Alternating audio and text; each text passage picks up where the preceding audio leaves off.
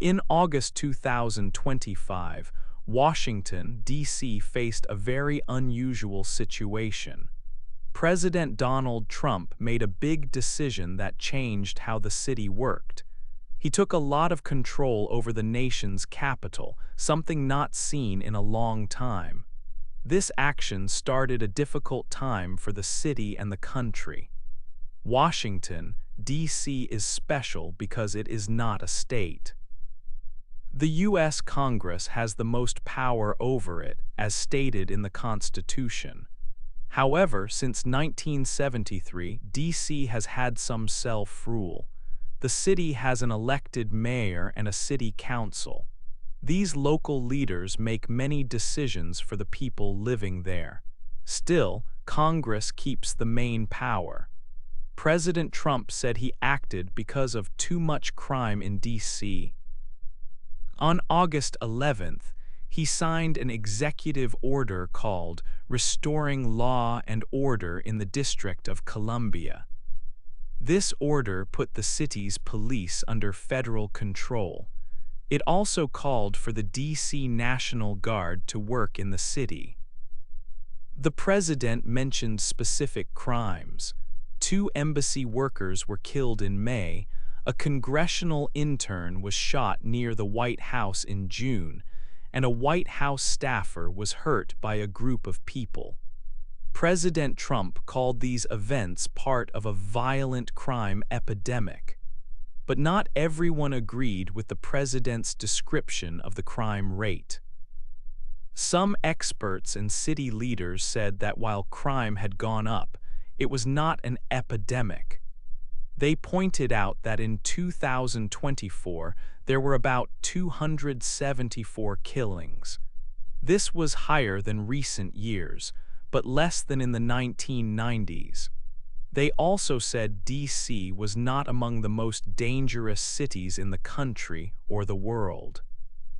Still, President Trump used these events as his reasons for the federal takeover. His executive order told Defense Secretary Pete Hegseth to send the National Guard into D.C. The Guard's job was to help with law and order. The order did not give a clear end date. It said the National Guard would stay until President Trump decided law and order had fully returned. This decision started a big debate about who has power in Washington, D.C. 2. Police on the streets. The new control over Washington, D.C. began quickly. About 1,500 federal agents arrived. They came from groups like the FBI, ICE, and DEA. These agents started working with the regular D.C. police. Officials called this joint operations. On August 14, Attorney General Pam Bondi named DEA Administrator Terry Cole as the new Emergency Police Commissioner. This meant the city's police force was now under federal control. Mayor Muriel Bowser and Police Chief Pamela Smith no longer had full power over their police. Also, National Guard soldiers came to the city. About 500 soldiers were sent out at first. Plans were made to have more on the streets later. These soldiers did not have the power to arrest people. They were there to show presence and stop crime by being seen. One of the most clear changes was the new traffic checkpoints. From August 13, federal agents and city police stopped cars on busy streets. At one checkpoint, more than 100 people came to protest. They shouted, "Get off our streets!" They asked if these stops were legal. Another big change was how immigration laws were handled. Attorney General Bondi removed old rules that stopped D.C. police from working with federal immigration officers. This meant D.C. was no longer a sanctuary city. Tom Homan, a White House official, said D.C. would not be a sanctuary city anymore. Now, agents from Immigration and Customs Enforcement (ICE) could join traffic stops and arrests. This led to people being held for immigration problems, even if they had not committed violent crimes. Federal work also included clearing homeless camps. On August 15, agents and city workers removed camps near the White House. People living there were forced to leave and had nowhere to go. There were also reports of arrests. FBI Director Kash Patel said 45 people were arrested overnight on August 14. The White House said dozens of arrests happened each night, but they did not give many details about the crimes. One famous arrest was for what police called a sandwich theft. This made some people question if federal agents were being used for small crimes. Other arrests happened near federal buildings and tourist places, but there was little information about why people were arrested. 3. The fight in court. The government of Washington, D.C. decided to fight back. On August 15th, it started a lawsuit against the administration of President Donald Trump. D.C.'s Attorney General, Brian Schwalb, said in the lawsuit that the federal government was using too much power. He argued that the takeover was against the rules of home rule. Home rule allows Washington, D.C., to mostly govern itself since the year 1973. The lawsuit said that Attorney General Pam Bondi could not make Terry Cole the emergency police commissioner. D.C. leaders said federal law does not let the government control local police this way. The city asked the court to stop the federal control right away. They wanted to get back their power over the police. An emergency court meeting happened on that same Friday, August 15th. Federal Judge Aileen Cannon listened to both sides. After discussions, the city and federal officials made a temporary agreement. This agreement changed Bondi's first order. It gave Police Chief Pamela Smith the main power over the police department again. However, Terry Cole still had some oversight role for the federal government. This agreement was a small win for D.C., but many big questions were still not answered. Judge Cannon said if they could not make a full agreement, she would make her own decision. This decision could set important new rules for how federal and local governments work together. Law experts said this important case might go to the Supreme Court. The Supreme Court is the highest court in the United States. This court has already looked at many cases about President Trump's actions. The case would ask about how much power the federal government has over local governments. It would also ask about the president's power in law enforcement at home. These questions are very important for how federal and local governments will work in the future. Congress also has a part to play in this situation. Congress is the national lawmaking body. It has the final say over Washington, D.C., as stated in the Constitution. So Congress could, in theory, stop President Trump's actions. But for this to happen, both political parties would need to agree. Right now, this seems unlikely because the country is very divided. Republican members mostly support President Trump's actions. They say federal action is needed to keep the capital city safe. Democrats say the takeover is too much power, like an authoritarian act. But they have few ways to act while Congress is not meeting. The future of the city's power is now in the hands of the courts and possibly Congress. 4. People get angry. The mayor of Washington, D.C., Muriel Bowser, became very unhappy with the federal actions. At first, she was open to working with the federal government. But as more federal agents came and they started to remove homeless people and deal with immigration, her feelings changed.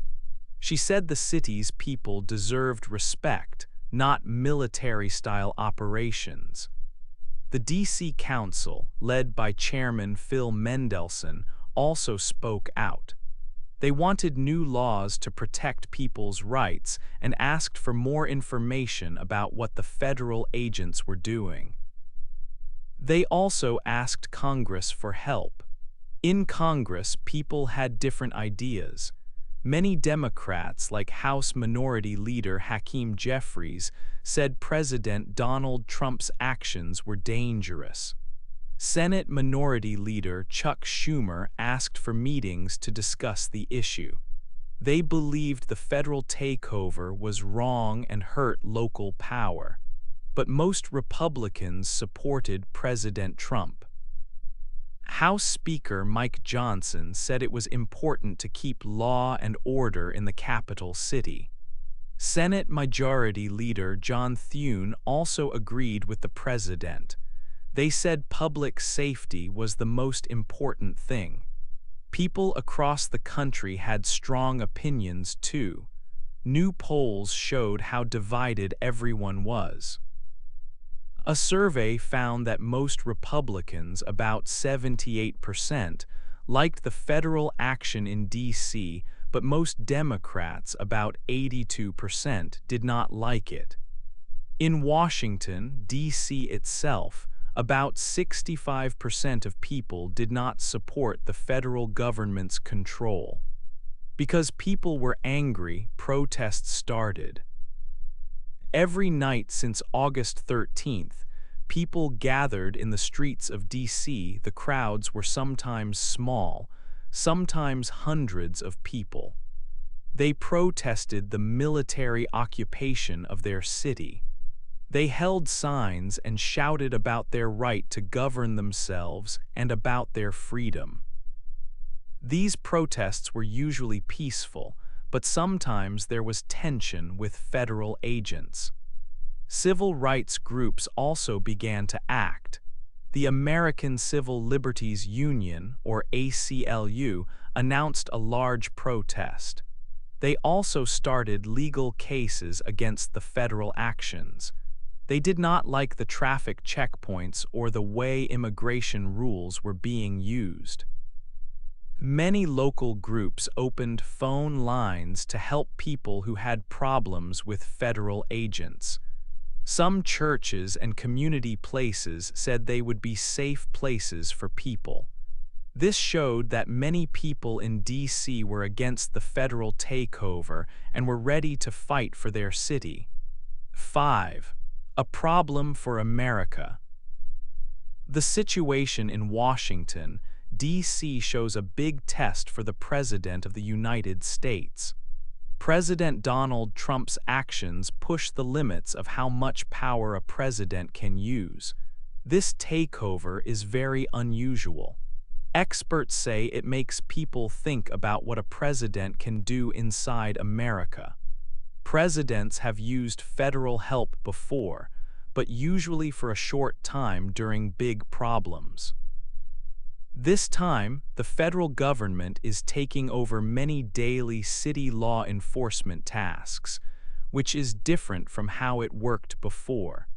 It raises important questions about how much power the federal government has over local cities. President Trump has also said that this plan for D.C. could be used in other cities across America. He has spoken about cities led by Democrats and those with high crime rates. But for other cities in states, the rules are different. Federal action there would need stronger legal reasons because states have more independence than D.C. This idea makes many mayors and governors worried. They fear that federal law enforcement could be used for political reasons, not just for safety. President Trump's actions in D.C. are also part of his bigger political goals. He has often spoken about fighting against what he calls the deep state. This means people in government jobs who he believes work against him. The D.C. takeover can be seen as a way to show his control over the government and the capital city itself. Putting federal agents on the streets of D.C. sends a clear message. It shows President Trump's willingness to use federal power against local governments that do not agree with his policies. This crisis will have long-term effects on how the federal government and local governments work together. It is a big challenge to the idea of local self-governance in America. The way this situation ends will likely change how future presidents deal with cities and towns. It could make local governments weaker or stronger.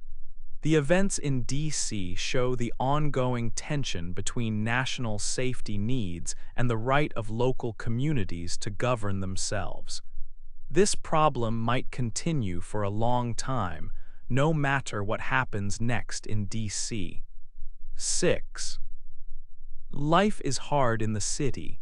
The federal actions made daily life in Washington, D.C. much harder. The city's economy felt a strong negative impact, especially for tourism. Washington, D.C. makes a lot of money from visitors, hotels, and restaurants, but now fewer people came to visit. Hotels had fewer guests. Restaurants and shops near federal areas had fewer customers. Some big tour companies changed their routes or stopped tour completely. The famous museums like the Smithsonian also saw fewer visitors. This meant less money for many businesses and people who worked there. Daily life changed for everyone. Commuters, people who travel to work, faced longer times on the road. This was because of new checkpoints set up by federal agents and police. Local businesses also had problems. Streets were sometimes closed, and protests made it hard for customers to reach stores. The city's Chamber of Commerce asked the government to help businesses so they would not lose too much money. The new rules especially hurt the city's most vulnerable people. This included homeless people and immigrants. Federal agents removed homeless camps from public places. People who lived in these camps had nowhere to go. Social service groups said their clients were now scared to ask for help. Many immigrants, especially those without papers, were afraid to go to doctors or community centers. They worried about meeting federal agents and being sent away. Schools and universities also had to change. Public schools in D.C. started new safety rules. This included different times for students to go home. Schools also talked more with parents about student safety. Some schools, especially those near federal activity, saw more students staying home. Parents were worried about their children's safety. The University of the District of Columbia and other colleges offered more help to students. They gave counseling to students who felt worried. Student groups also started to help others, giving advice and legal aid to people affected by the federal presence. Life in the city was not easy for anyone. 7. The world watches and remembers. The world watched closely as events unfolded in Washington, D.C. Foreign embassies and diplomats faced a difficult situation. They had to work with both President Trump's federal government and the local D.C. leaders. Many embassies quietly made their security stronger. They also changed how their staff moved around the city. Some countries were worried about military-style actions in the American capital. They felt these actions did not fit well with democratic ways. But most governments did not say anything in public. They saw it as an internal problem for America. News organizations from all over the world gave much attention to the DC crisis. European news often compared the situation to strong governments taking control in other countries. They pointed out that using federal forces in America's capital in this way was new. The way the story was told changed from one country to another. This international attention put more pressure on President Trump's administration to explain its actions. This situation was new because of how wide it was and how long it lasted. But America had faced similar challenges before. During the Civil War, President Abraham Lincoln took special control in the district. Other presidents also used federal forces to keep things safe during big events or crises. However, those past times were usually short. They were quick responses to specific problems, not ongoing control of the city's daily life. President Trump's actions were different because they continued for a long time. Experts who study the U.S. Constitution had different ideas about if the takeover was legal. Some said that President Trump's actions were allowed. They believed the Constitution gives the federal government a lot of power over Washington, D.C. They cited the broad authority. But others said these actions were not right. They believed the long-lasting federal control went against the spirit of the Home Rule Act of 1973. This act gave D.C. its own elected government. These experts felt it violated the core idea of local self-governance. This showed big disagreements about how much power the president has and how much local cities can govern themselves. The arguments highlighted the ongoing tension between federal authority and local control in the United States. 8. What happens next? The conflict in Washington, D.C. continues. President Donald Trump's decision to take control of the city's police and send in the National Guard has created many problems. The main issues are about presidential power, the rights of local government, and what is fair for the people living in D.C. President Trump says his actions are needed to stop crime. But many people in the city and some lawmakers say it is too much power and goes against the city's right to govern itself. The court cases about this situation are still ongoing. The city's lawsuit against the Trump administration could go all the way to the Supreme Court. If it does, the Supreme Court would make very important decisions about how much power a president has over local governments. This could change rules for federal-local relationships for a long time. When Congress returns from its break, lawmakers will also face pressure to act. Some members want to limit President Trump's authority. However, it is hard for Congress to agree because there are strong political differences between Republicans and Democrats. This event has already become a big topic across the country. It shows how divided the United States is about the role of the federal government and the rights of local areas. It tests what American democracy means. It makes people think about the balance between security and the freedom of people and cities. The future of Washington, D.C. and its residents remains uncertain. What do you think will happen next for Washington, D.C.? Hey there! Just a second before you go. If you learned something new today, please give this video a like, write your thoughts in the comments, and subscribe to the channel. It only takes a second, and it really, really helps to create even better English videos for you. Your support means the world. Thank you.